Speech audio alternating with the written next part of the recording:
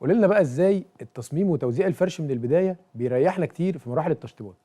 طيب، لما بنفكر في ده في المرحلة الأولانية ده بيخلينا نعرف نصمم الفراغات صح. لو في حاجة محتاجين نأسس لها حاجة ندفنها أو أي حاجة محتاجين نظبطها في التأسيس من الأول، بيريح علينا خطوات بعد كده في التشطيب.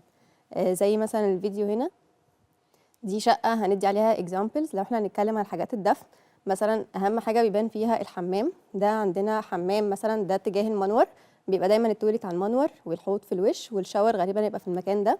نقدر نستغل الحيطة الأبيض ده، هو الحيطة اللي هنقدر نستخدم فيها الدفن. فعندنا نقدر نعمل التويليت يبقى دفن، عندنا نقدر نعمل نيش نحط فيه البرودكتس بتاعتنا في المكان بتاع الشاور.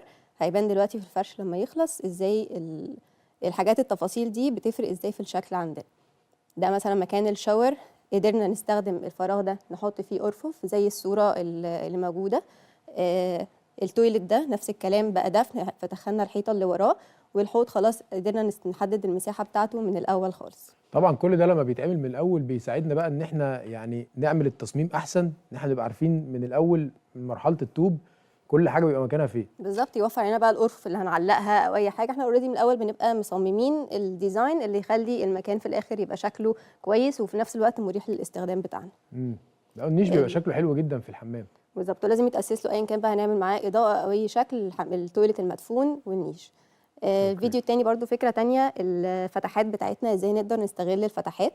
بيبقى معانا بقى في الابواب او في الشبابيك. هنا مثلا في الاوضه دي، الباب علشان نفرش الاوضه دي محتاجين مثلا عشان نحط الدولاب كان ممكن نحطه في وش الباب بالشكل ده. لا ده طبعا يبقى مش احسن يبقى حاجه، وحش جدا ده تدخل كده في بيقفل وش الباب الفيو. تلاقي الدولاب. بالظبط، وبيسد الفيو ويكتم الاوضه، فلا مش بنفضل الحل ده.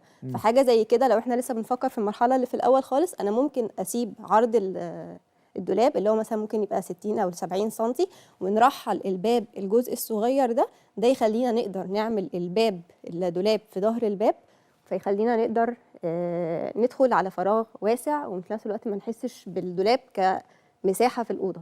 يعني نحس ان هو اوريدي خلاص هو اتدفن في السايد اللي فوق ده كله، فما بقاش عندنا المشكله يبقى دي. ده يساعدني ان انا اكبر مساحه الدولاب وفي نفس الوقت دخلة الاوضه بقت احلى. بالظبط، زي الصوره برضو هتتعرض دلوقتي فيها برضو نفس الكونسبت ده.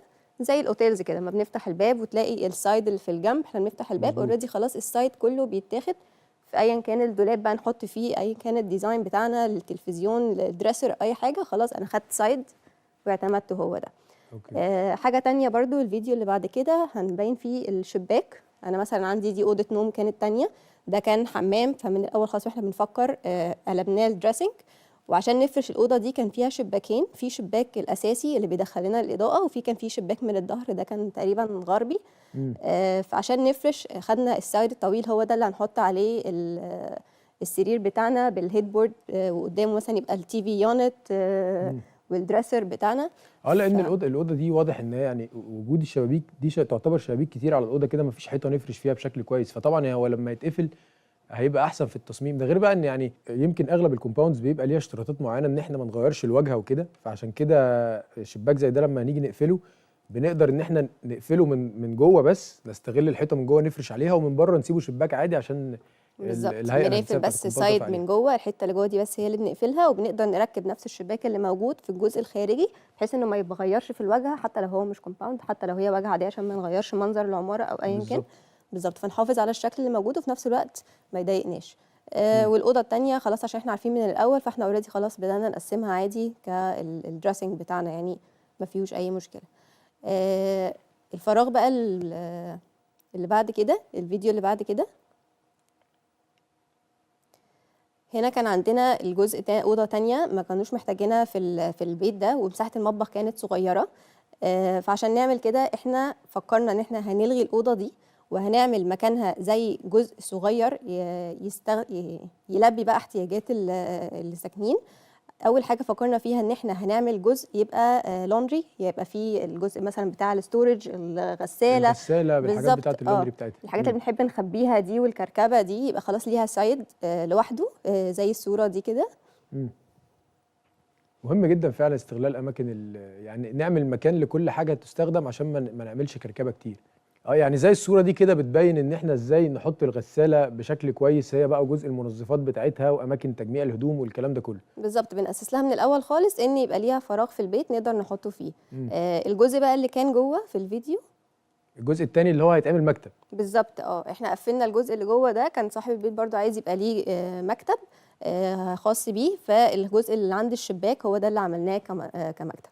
كان في هنا بقى عملنا كتف كده برزنا بيه هنا وردينا بيه بكتف تاني هنا.